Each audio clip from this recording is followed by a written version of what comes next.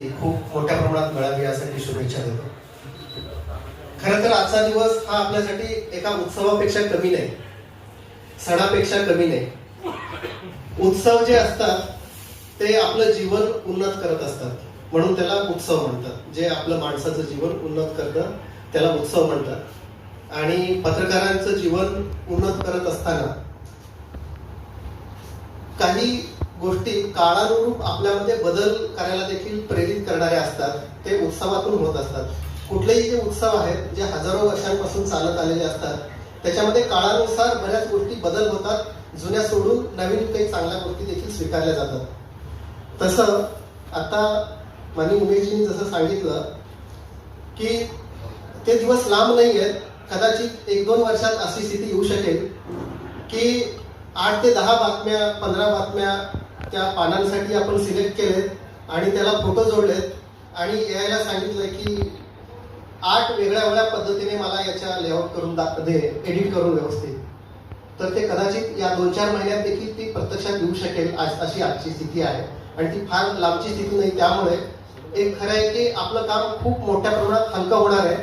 परंतु या काळाच्या स्वरूपात आपण जे मागे पडू किंवा हे समजून घेणार नाही त्यांच्यासाठी मात्र ही गोष्ट बाहेर फेकायला भाग पाडेल अशी स्थिती आहे. त्यामुळे त्याचं एक जे गांभीर्य आहे ते आपण ध्यानात घेणं गरजेचं आहे.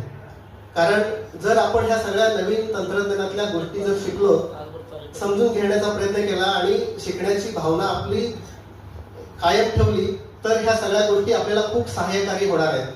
कारण अलीकडच्या काळामध्ये 2008 मध्ये एक ऑल्विन टॉपलर नावाचा विचारवंत मृत्यू पावला. त्याला फ्युचरिस्ट असं म्हणतात कारण त्यांनी साधारण 50 वर्षापूर्वी एक पुस्तक लिहिलं होतं, द थर्ड वेव्ह या नावाने. त्यांनी जगाची विभागणी 3 टप्प्यामध्ये केली होती.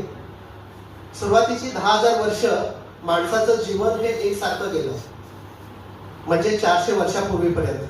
त्यामुळे सगळी संस्कृती, शेती, मासेमारी, शिकारी याच भोवती गुंफली गेली. तो म्हणतो की हे कृषी संस्कृती जी होती तो पहिला वेव होता आणि लोकांनी त्याच्याशी जुळवून घेतलं. आणि दुसरा वेव होता तो वाफेच्या इंजिनाचा शोध लागला आणि 2-2, 4-4 हजार लोक दिवसभरात जे काम करतात ते एका यंत्राच्या माध्यमातून ती कामं होऊ लागली. आणि त्यांनी तिसरं वेव असं सांगितलं की येत्या काळामध्ये ज्याला लिहिता वाचता येत नाही तो अशिक्षित असणार नाही. आपल्याला माहिती आहे आपली मुलं ज्यांना अजून अक्षर ओळखी नाहीये ते काहीतरी स्पीच टू टेक्स्ट किंवा ह्याचा वापर करून मोबाईलवरती जे करतात. तो म्हणतो की लिहिता वाचता येत नाही तो अडाणी असणार नाही. अडाणी तो असेल ज्याला नव्याने येणाऱ्या गोष्टी समजून घेता येत नाही आणि नव्याने शिकलेल्या गोष्टी विसरून त्याहून नवीन जे येणार आहे ते स्वीकारण्याची ज्याची मानसिकता नाहीये तो अडाणी असेल. आणि त्यांनी शेवटी सोप्या भाषेत हे सांगितलंय की येत्या काळामध्ये नॉलेज हीच गोष्ट असेल जी जगाला लीड करेल. त्यामुळे आपण सगळेजण या पत्रकार दिनाच्या निमित्ताने मी एवढंच आवाहन करतो की आपण स्वतःकडे पाहत असताना ह्या नवीन बदल जे होत आहेत समाजामध्ये, पत्रकारितेमध्ये, या सगळ्या बदलांना आपण सकारात्मक पद्धतीने समजून घेण्याचा सगळ्यांनी प्रयत्न करू. येत्या काळामध्ये पत्रकार संघाकडून देखील आम्ही पत्रकार म्हणून आमचं जीवन उन्नत होईल अशा प्रकारचे विचार, अशा नवीन गोष्टी ज्या येत आहेत त्या आम्हाला अवगत व्हाव्यात यासाठी अशा कार्यक्रमांचं देखील आम्ही आयोजन करू आणि त्यातून ह्या सगळ्या गोष्टी होतील यासाठी मी शुभेच्छा देतो आणि थांबतो. धन्यवाद.